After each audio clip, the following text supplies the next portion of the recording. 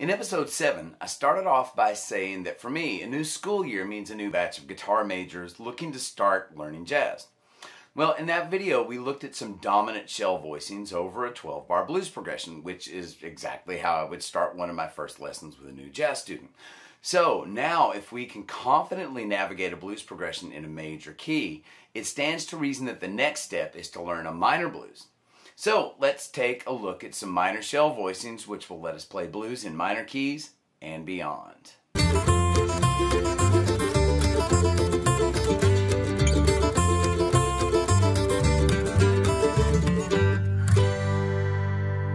Now, if you need a little refresher on shell voicings, please go check out episode 7 and meet me back here. So remember, a shell voicing uses only the root, third, and seventh of a chord, and this applies to any seventh chord type.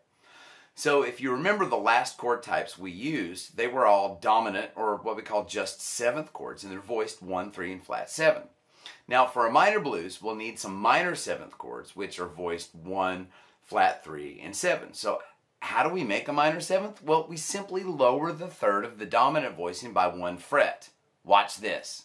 Here's our root 6 dominant shell voicing that we used in episode 7. Now, if we lower the third of the chord, which is finger 3 on the 3rd string, by 1 fret, blam, we have a minor 7th chord. Now, there are a couple of ways that we can actually execute this voicing with fingers 1, 2, and 3, or with fingers 2 and 3. Whichever you use is a matter of preference. Now, most players I know prefer the 2-finger version, but personally I like the 3-finger version simply because that's the way I first learned to make the chord. And you know what? I also like this fingering because I can feel the shared fingering structure of both chord qualities. Also, just old habits die hard. Okay, so what about the root 5 minor? Well, just like the root 6, let's begin with the dominant chord voicing and lower the third of the chord, which is finger 1 on the 4th string, by 1 fret. Same fingering, just a 1 fret adjustment of your index finger.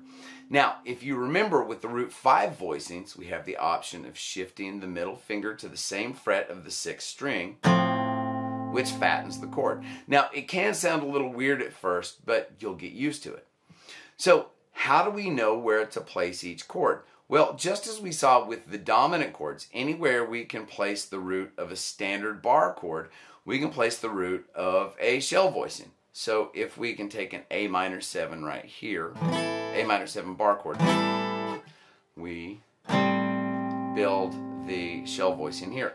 Likewise, if we can take a minor 9th chord here, which most guitar players know, or a minor 7th here, that would be our root. And then of course, that would be our root. And if we want to displace the bass notes, we can do that as well. This is a minor blues. Notice that the dominant 1 and the dominant 4 that we used in a major blues have now become minor 7th chords. And they're indicated with lowercase Roman numerals, minus sign indicating minor, and a 7 which tells us about the 7. I may have overdone the notation a little bit, but I really wanted to make sure that everybody's clear that these are minor 7 voicings. Notice the 5 chord, however, has stayed a dominant 7th, and I've indicated that in red just to help it stand out. Now, if we play a blues in A minor, we would place the roots of the chord on the 5th fret A on the 6th string, our 1 chord, the D on the 5th fret of the 5th string, which is our 4 chord, and the E on the 7th fret also of the 5th string, our 5 chord.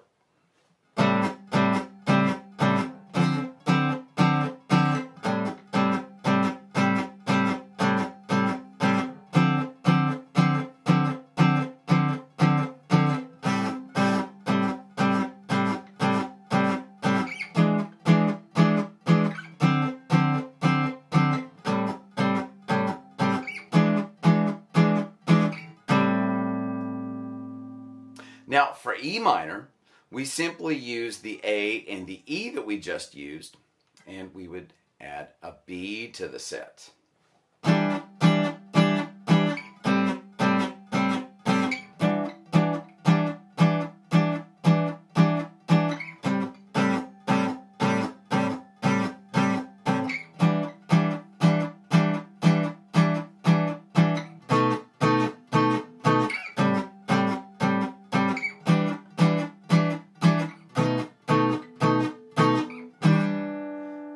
Okay, so remember, there are also other chord voicings, but for now, if we concentrate on and master these shell voicings, at a later time we'll be able to wrangle other comping melody and guide tone voicings, which we can extract from them. One more thing before we move on. When I played the blues a second ago, I had used the roots of the root 5 shells. This time I'm going to displace the root, and you'll actually hear a fattening of the chord progression, and I think it actually will clean up the execution of the chords a little bit. So here it is in the key of A.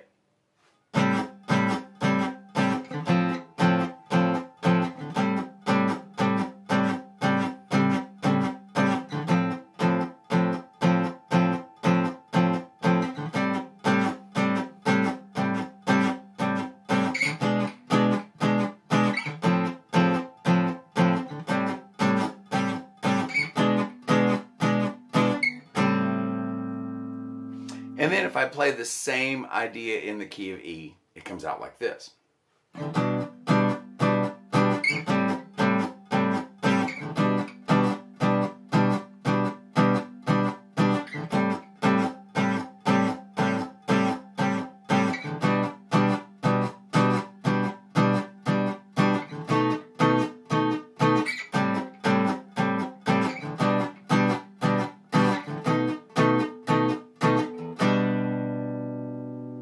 Now, again, notice some of these root 5 voicings might sound a little strange because the 5th of the chord is in the bass.